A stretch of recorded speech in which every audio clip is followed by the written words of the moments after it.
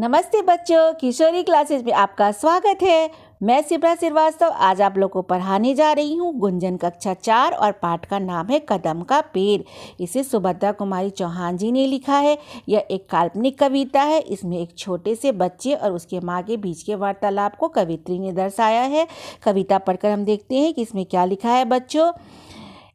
यह कदम का पेड़ अगर माँ होता यमुना तीरे। कदम का पेड़ जो होता है वो एक प्रकार के फल का पेड़ होता है। बच्चों, हर माँ की नज़र में उसका बच्चा जो होता है वो कान्हा के रूप में होता है ना। हर माँ अपने बच्चे को कान्हा के नाम से पुकारती है। कन्हैया, कृष्णा, कान्हा के अनेक नाम हैं। तो ये छोटा बच्चा जो है ना बच्चों, जो पेड़ पर लटका हुआ है, यह अपने आप को कान्हा समझ रहा है और अपनी माँ को यशोदा। कृष्ण जी की माँ का नाम क्या था? यशोदा था। तो अपनी माँ को यशोदा के रूप में देख रहा है और अपने को कान्हा के रूप में देख रहा है। और बच्चों, कृष्ण भगवान जो थे, जो कान्हा थे ना, वो यमुना नदी के तीरे अर्थात उसके किनारे कदम के पेड़ पर बैठकर बंसी बजाया करते थे। बंसी यानी बांसुरी यानी फ्लूट। तो यह बच्चा भी उसी तरीके से अपने आप को समझ रहा है कि मैं भी एक छोटा सा कान्हा हूँ और मैं कदम के पेड़ पर बैठकर बांसुरी बजाऊंगा और मेरी माता जी आएंगी। तो इस तरह की कविता को दर्शाया है कवित्री ने निम्नलिखित पंक्तियों में। यह कदम का पेड़ अगर माँ होता यमुना तीरे, मैं भी उस पर बैठ कन्हैया बनता धीरे धीरे। ले देती तुम मुझे बांसुरी जो 2 पैसों वाली, किसी तरह नीचे हो जाती यह कदम की डाली। तो यहाँ पर क्या लिखा है बच्चों कि कदम का पेड़ एक प्रकार का फल का पेड़ होता है, जिस पे पीले पीले से फल लगते हैं, ऑरेंज कलर के फल लगते हैं। आप लोगों ने देखा है।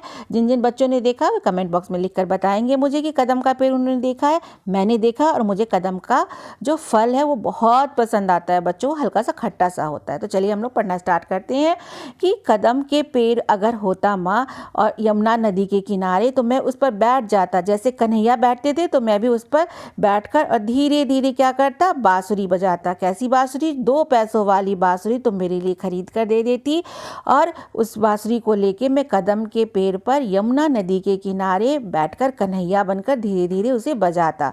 किसी तरह नीचे हो जाती यह कदम की ढाली। चूंकि पेड़ है तो डाली काफ़ी ऊपर ऊपर है, तो बच्चा क्या कहता है, किसी तरह से जो कदम की डाली है वह नीचे हो जाती। तुमसे नहीं कुछ कहता पर मैं चुपके चुपके आता। बच्चा कह रहा है कि मैं तुमसे कुछ भी नहीं कहता, मैं चुपके चुपके यानी धीरे से आता। उस नीची डाली से अम्मा ऊंचे पे चढ़ जाता। उस नीची डाली, जो नीचे की डाली होती, उस पर से मैं चढ़ चढ़ कर ऊपर चढ़ जाता। वहीं बैठ फिर बड़े मज़े से मैं बांसुरी बजाता। अम्मा अम्मा कह बंसी के स्वर में तुम्हें बुलाता। बच्चा क्या कह रहा है कि जब मैं पेड़ पर के ऊंचे पे चढ़ जाता, फिर मैं बहुत मज़े से, मतलब बहुत एंजॉय करते हुए बांसुरी को बजाता और अम्मा अम्मा कहकर, अम्मा मतलब माँ को कहते हैं, मदर को बोलते हैं, बंसी के स्वर में मतलब फ्लूट पर ही अम्मा अम्मा, फ्लूट की आवाज़। आप लोगों ने फ्लूट बजाई है बच्चों? आप लोग कोशिश करिएगा बजाने के लिए, बहुत अच्छी सी आवाज़ आती है और फ्लूट तो हर जगह बहुत आसानी से भी मिल जाती है। तो आप लोग भी कान्हा बन के ट्राई करो। तो वो बच्चा क्या कहता है कि अम्मा अम्मा का बंसी के स्वर में मैं तुम्हें बुलाता, मतलब बंसी के अंदर से आवाज़ में निकालता अम्मा अम्मा की। सुन मेरी बंसी को माँ तुम इतनी खुश हो जाती, मुझे देखने काम छोड़कर तुम बाहर तक आती। बच्चे जब कोई काम करते हैं, आप लोग कोई काम करते हो, कोई अच्छा सा काम करते हो, तो माँ कितनी खुश होती है ना बच्चों। तो इसमें वो बच्चा क्या कह रहा है कि तुम मेरी बंसी की आवाज़ को जब सुनती तो तुम इतनी खुश हो जाती कि मुझे देखने के लिए तुम अपना सारा काम छोड़कर और बाहर आती।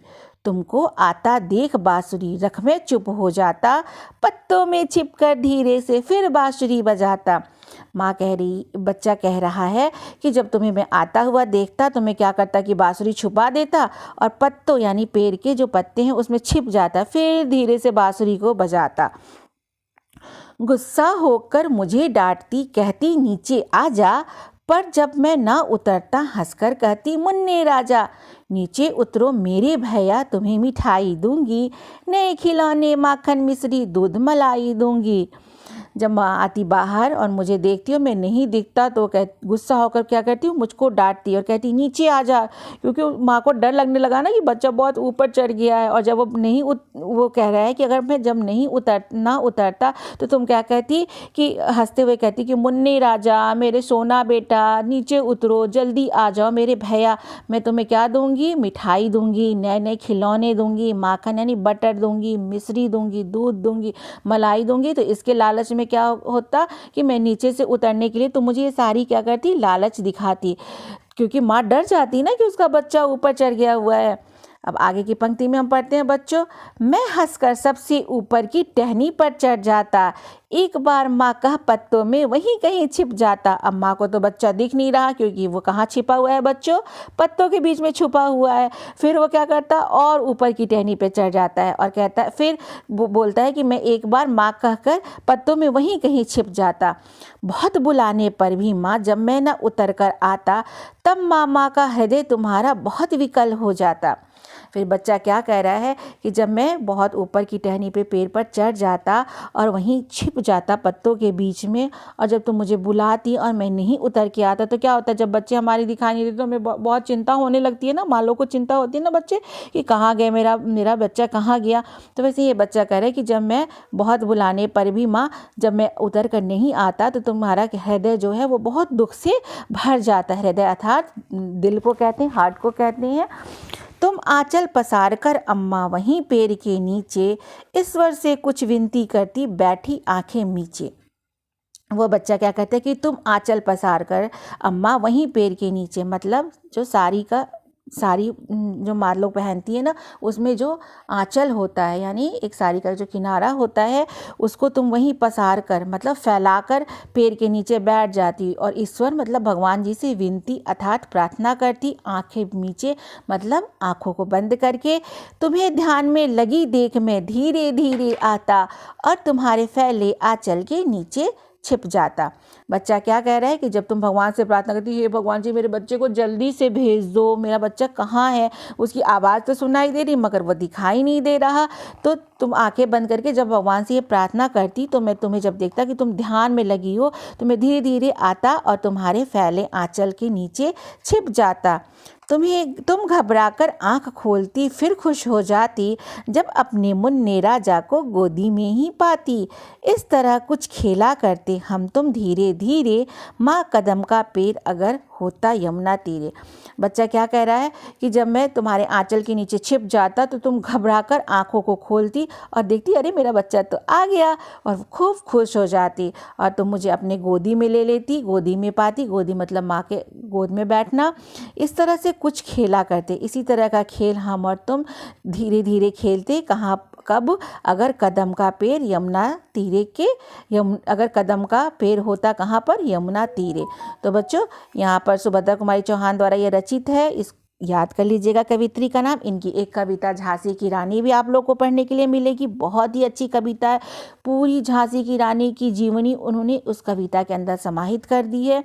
तो आगे क्या है बच्चों, देखो यहाँ पर जो चित्र बनी हुई है बच्चों, उसमें बच्चा जो है वो अपनी माँ के आंचल में कैसे छुपा हुआ है नीचे। आप लोग ऐसे छुपते हो, कितना मज़ा आता होगा ना आप लोगों को। अब यहाँ पर क्या है बच्चे, शब्दार्थ दिया हुआ है। शब्दार्थ याद करना बहुत ही ज़रूरी है क्योंकि हमें क्या पता चलता है, शब्दों के अर्थ और हमारे बहुत सारे शब्दों के बारे में हमें जानकारी भी होती है। तीरे का अर्थ होता है किनारा, स्वर आवाज़, टहनी शाखा या डाली। माखन का अर्थ होता है मक्खन, विकल होना मतलब व्याकुल होना। आंचल का अर्थ होता है पल्ला या साड़ी का अगला भाग। पसार कर यानी फैलाकर। विनती मतलब प्रार्थना। बंद मतलब नीचे मतलब बंद किए। और यहाँ पर कुछ आपके श्रुतलेख संबंधित भी कुछ शब्द हैं जिनको मतलब इसे कठिन शब्द भी कहते हैं। इसका भी आप लोग प्रैक्टिस करेंगे तो क्या होगा कि आप लोगों को बहुत ही अच्छा लगेगा। इससे क्या होगा कि आप लोगों को शुद्ध लिखने के लिए आ जाएगा। तो कई बार आप लोग इसको श्रुतलेख को प्रैक्टिस करिए, शब्दार्थ को याद करिए, फिर पाठ बहुत ही आसान हो जाएगा। तो बच्चों आप लोगों को कदम का पेड़ पाठ कैसा लगा? अगर आप लोग को ये कविता बहुत अच्छी लगी तो हमारे इस वीडियो को आप लोग लाइक करिए, शेयर करिए, सब्सक्राइब करिए और बहुत अच्छे से पढ़िए कविता को। हर एक पंक्ति के अर्थ को समझने की कोशिश करिए, बहुत अच्छा लगेगा आप लोग को। धन्यवाद मेरे प्यारे बच्चों।